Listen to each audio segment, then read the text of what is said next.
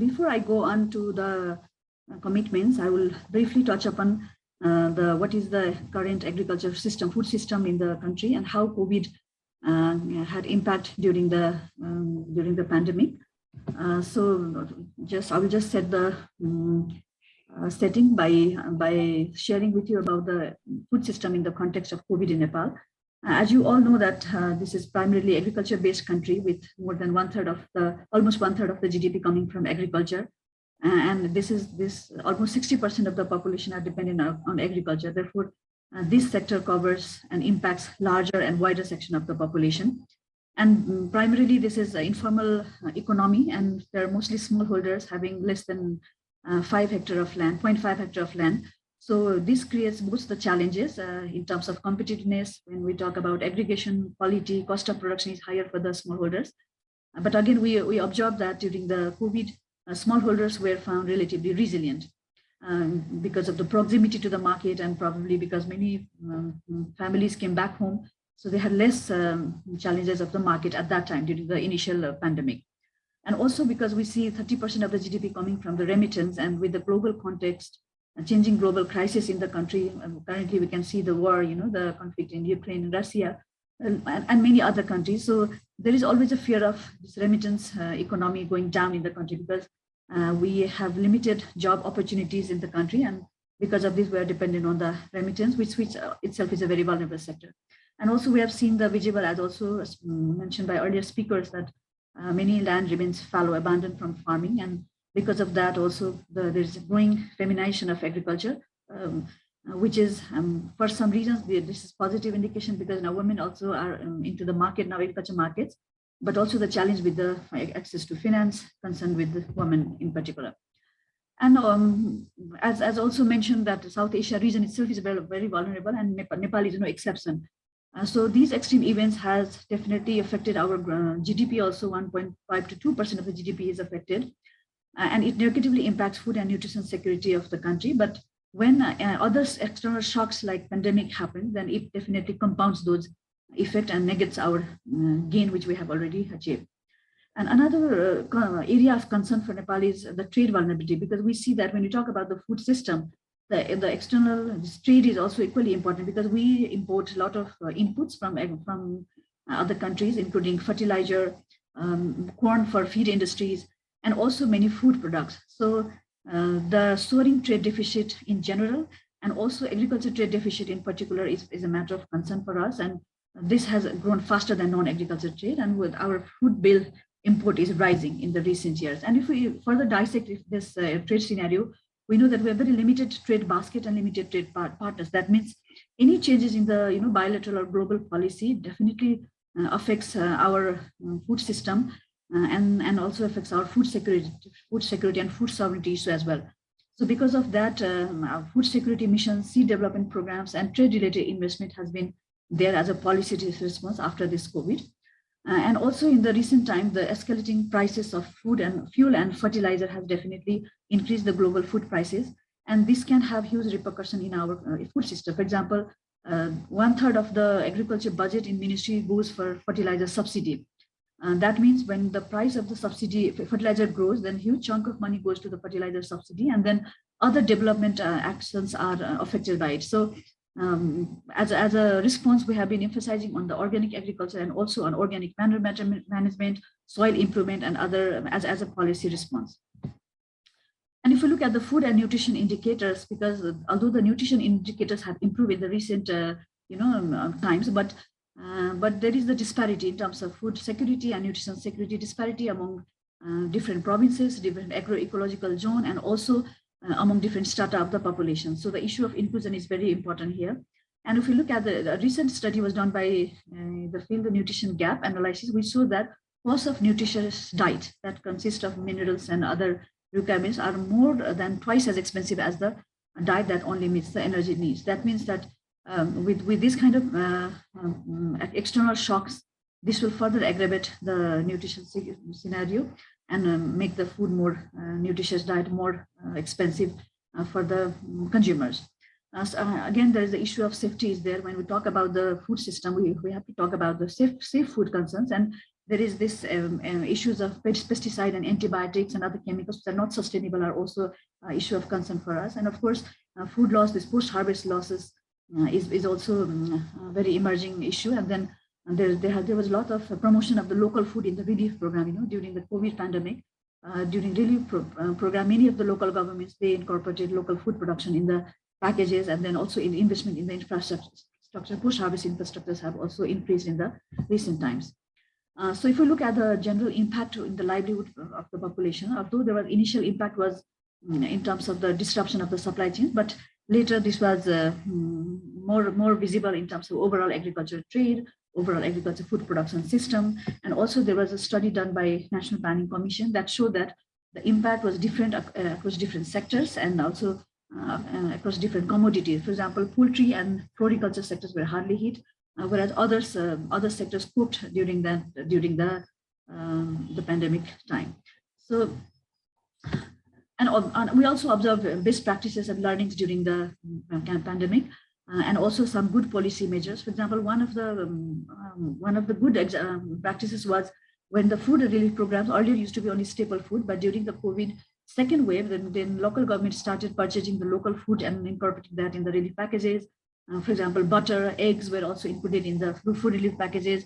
So these learnings we have also now incorporated in the regulation, the draft regulation that we are preparing. We have included this as the relief packages should be nutritious. And also strengthening market system. Some communities have done really well. One of the province started agriculture ambulance to rescue the unsold vegetables to the market.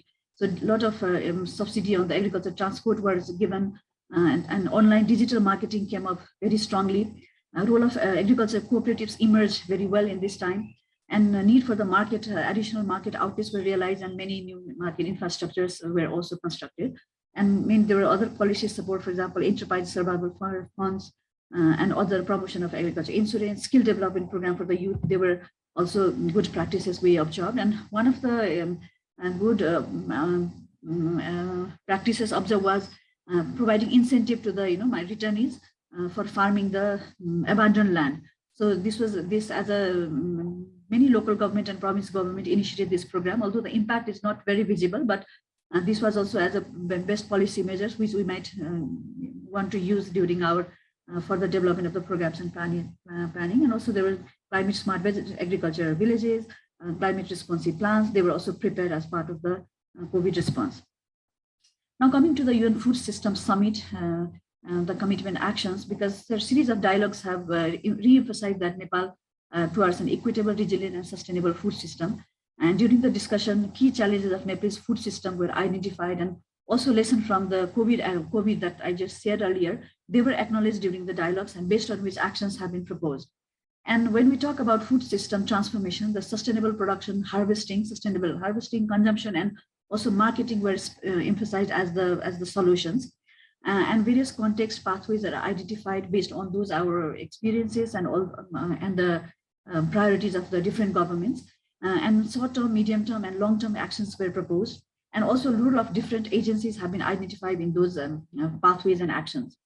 So broadly, 4 drivers were needed, identified to build resilience for the vulnerable communities. And so basically social drivers, talking about the social inclusion, economic drivers, similarly environmental drivers, and policy and governance drivers, each of these contribute and complement to the sustainable agriculture and for building resilience. So different role of different governments were also identified, and I would just to share on that, because many of these identified actions, they're already in implementation, but we just need more leveraging, maybe redefining some of them, and also renew the commitments from the government, private sector, and other agencies as well.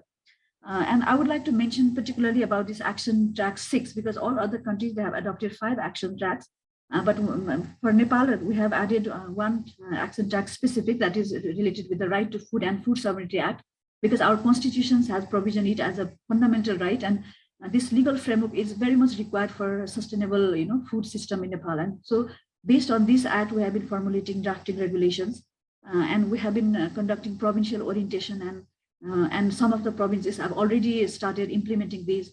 Food councils have been formed. In food-related information center have been established. So many other policy commitments are already now in place after this act. Now, once the regulation will be finalized, I think it will open many areas for further collaboration in the future. 28 agencies, including the federal, provincial government, development partners, civil societies, CGIAR institutes, they have shared their written commitments to the government, to the National Planning Commissions.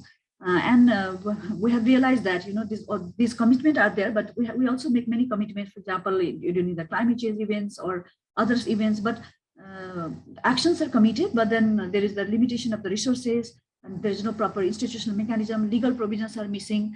So the commitment has also to be come forward with these arrangements in place. And as food system, also highlighted by our earlier speakers, there is the engagement of the multiple actors, multiple discipline, multiple sectors across the value chain. Therefore, role of National Planning Commission for Nepal, I see, is very important in steering, planning, and monitoring of the commitment, because what is the main monitoring mechanism to oversee whether these commitments have been achieved or not, or whether there is some extra emphasis needed in some areas. That has to be done closely, and for that, role of NPC is very critical here. And they have already initiated, because we have received the guideline from NPC that while formulating the program and budget for next fiscal year, use that our commitment as a reference document as well. So this has already begun, and also required is the coordination through existing high-level nutrition and food steering committee that is chaired by Vice Chancellor of NPC. And because that, since the committee is already in place, I think that has to be to also act on monitoring of those the commitments, and also engaging stakeholders, including private sector, farmers group, cooperatives is required, because we have now the defined pathways, defined actions and activities, but the engagement of the stakeholders is very important at each phases of this implementation, and also need to initiate dialogue with the development partners so that they integrate their commitment in their strategic framework as well as in the project and program they support. And lastly, we need to identify the investment priorities as well, because we have good lessons learned from the COVID pandemic, and similar crisis may happen in the future also. So for that one, what should be our investment priorities to cope with this kind of crisis, and contingency planning and preparedness and relief and responses, not only in terms of the natural disaster, but this kind of other external shocks is also equally important that we need to still further work on, and has to be under our plan, and revisiting our existing policies and the ongoing some preparation policies are under the process. So they also need to integrate this commitments into the policy priorities, and documentation of these best practices and then sharing among the regional countries is also very important. I think maybe SAARC Agriculture Center can play a role in this one. And lastly, because this whole dialogue initiation has been taken forward by United Nations, so I think their support in translating this commitment to action is very, very critical, and